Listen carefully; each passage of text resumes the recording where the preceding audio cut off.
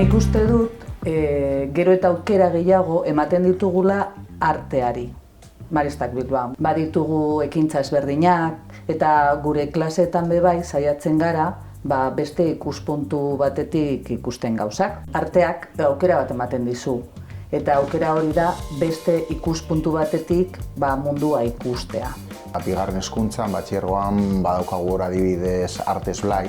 Eta teknologia adibidez nahiko lotuta dago gaur egun artearekin. Erabiltzen dugu teknologia hainbat espresio artistiko desberdinak sortzeko edo lantzeko, kudeatzeko. Sormena da bai teknologian, bai artean, oinarri oso garrantzitsua den oinarri bat. Ez dakit sormena ikasi alden, baina behintzat landu egin alda. Zeozer artistikoa sortzean, esperientzia ere praktika behar da, prozedura bat bai da beharrezkoa hori egiteko.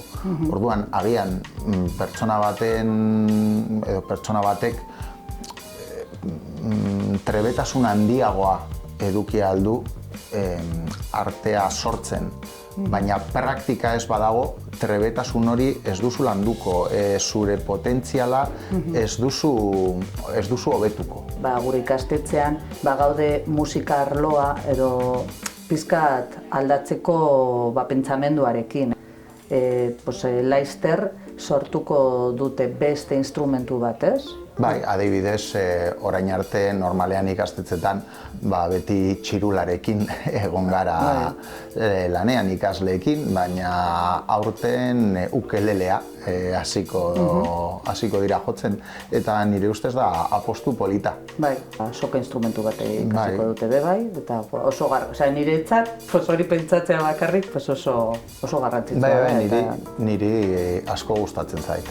Ideia planteatu zutenean, niretzat izugarrizko idea polita interesgarria izan zen. Ikuste dut artea da, edo izan behar da, mundua ikusteko beste era bat.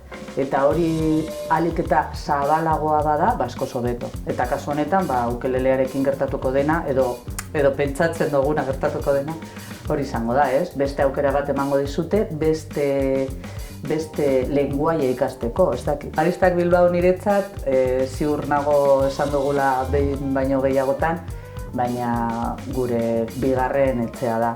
Hemen topatzen zara familiarekin, lagunekin, zure ikasleekin, haien familiekin, eta azkenean Maristak Bilbao familia handi bat gara. Etxearen ideiarekin lotuta eta hazteko leku bat.